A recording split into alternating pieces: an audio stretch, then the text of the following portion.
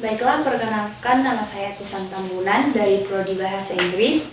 Saya dari Unit 2. Hari ini saya akan mewawancarai penatua dari kampung saya mengenai adat perkawinan daripada Batak. Yang pertama, bagaimana menurut Opung arti pariban dalam adat Batak? Oke, kalau pariban di dalam suku Batak Toba khususnya, yang namanya pariban ada dua. Yang pertama, pariban yang pertama ya, yang perempuan yang dilahirkan oleh istrinya paman atau saudaranya dari ibu kita. Nah, itu yang pertama. Yang kedua pariban yaitu laki-laki yang dilahirkan oleh Namboru atau saudaranya bapak kita. Jadi ini yang namanya pariban ini yang dari perempuan dari Nangtulang, kalau yang dari perempuan itu yang dilahirkan saudara dari ibu kita yang dinamakan Nangtulang, nama tulang. Jadi yang nomor dua, yang laki-laki yang dilahirkan oleh saudara daripada ayah kita, yaitu Namboru. Jadi ini di dalam suku Batak Toba boleh berhubungan, dan kalau bisa utamakanlah di dalam perkawinan mempererat hubungan saudara daripada pihak ibu dan pihak bapak, kira-kira begitulah. Oh iya Pak, jadi pariban ini boleh menikah ya Pak? Boleh. Jadi untuk mempererat hubungan antara keluarga yang satu sama keluarga yang satu lagi. Boleh. Baik Pak, untuk yang pertanyaan kedua, dalam adat Batak itu pastinya ada ulos yang diperkenankan dalam acara pernikahan. Jadi ulos apa saja yang termasuk dalam adat Batak yang dibolehkan untuk perkawinan? Oke, kalau di dalam perkawinan orang atau pernikahan orang Batak, suku Batak Toba khususnya, kita harus tahu dulu ulos ini ada bermacam-macam, yang boleh dipakai dan yang tidak boleh dipakai di dalam perkawinan atau pernikahan orang suku Batak Toba. Yang pertama, macam-macam ulos kita harus tahu dulu nama-nama ulos itu.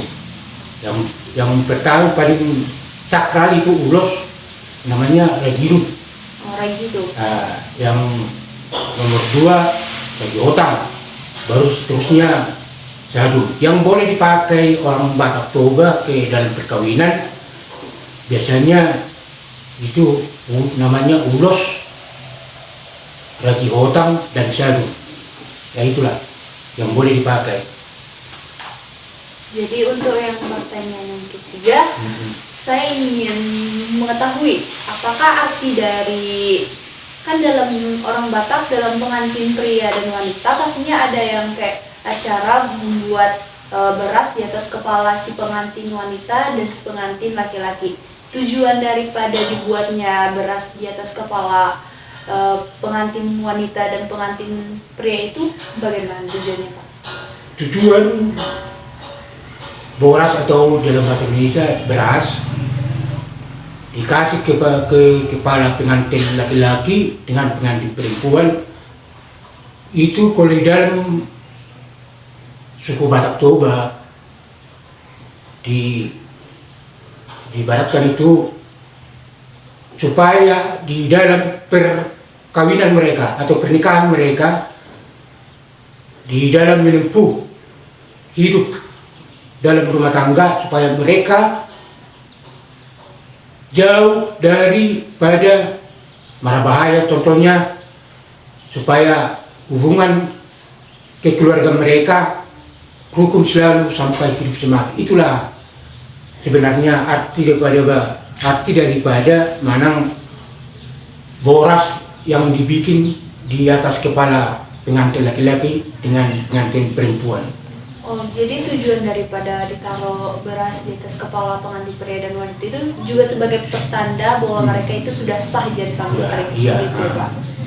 Oke, yang pertanyaan yang selanjutnya, kan dalam orang Batak itu pastinya ada kayak dibuat tubuh gitu ya Pak. Itu sebagai penanda buat kita mengingat untuk nenek moyang kita. Jadi untuk tujuan daripada dibuat tubuh itu cuman menjadi supaya kita mengetahui nenek moyang kita yang dahulu, apa gimana Pak? Ada tujuan daripada yang lainnya? Ya, kalau tujuan sebenarnya itu yang paling utama, kita harus tahu dulu tubuh itu apa. Nah, jadi kalau tubuh itu tempat tengkorak atau tulang belulang nenek moyang kita dulu. Jadi kita ambil dari kuburan kita taruh ke dalam tubuh, dan kita di dalam melaksanakan pemasukan tulang belulang nenek moyang kita itu ke dalam tubuh harus ada motivasi. Karena banyak kan kita lihat contohnya yang di suku Batak lain itu dari nenek moyang mereka itu dari nenek, bapak, cici, sampai generasi keberapa itu banyak. Jadi untuk apa ditaruh tulang belulang ke dalam tubuh itu? Supaya pertama, supaya generasi yang akan datang bisa bisa mengingat siapa orang tuanya. Itu yang paling utama, supaya di dalam kekeluargaan itu tetap ada hubungan erat, supaya rukun selalu. Itulah yang diutamakan di dalam yang namanya tubuh nenek moyang kita. Itu yang paling utama, supaya generasi yang akan datang itu selalu mengingat di mana tempatnya nenek moyangnya itu dikuburkan. Ya itulah. Baik Pak, untuk pertanyaan yang berikutnya saya ingin bertanya. Jadi dalam budaya Batak pastinya ada yang kayak satu marga gitu ya Pak? Iya. Jadi kalau kita sesama yang satu marga itu, bolehkah kita menjalin hubungan atau meningkatkan ke jenjang yang lebih serius lagi kayak ke pernikahan itu? Apakah boleh yang satu marga menikah? Ini pertanyaan ini paling mana ya, kalau di dalam suku Batak Toba khususnya, kalau yang namanya satu marga itu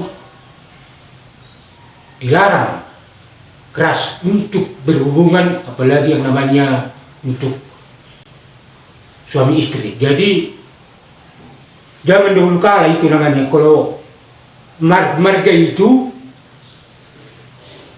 dalam sekarang, kalau dalam satu keluarga itu marga itu nama sebenarnya itu. Kalau Batak Toba sejak adanya Batak itu namanya marga. Jadi makanya sekarang kalau di dalam satu marga itu ada itu ikrar atau sumpah.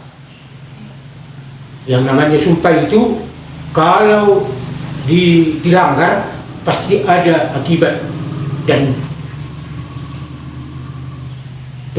akibat dari perbuatannya itu pasti ada yang membawa Karma gitu.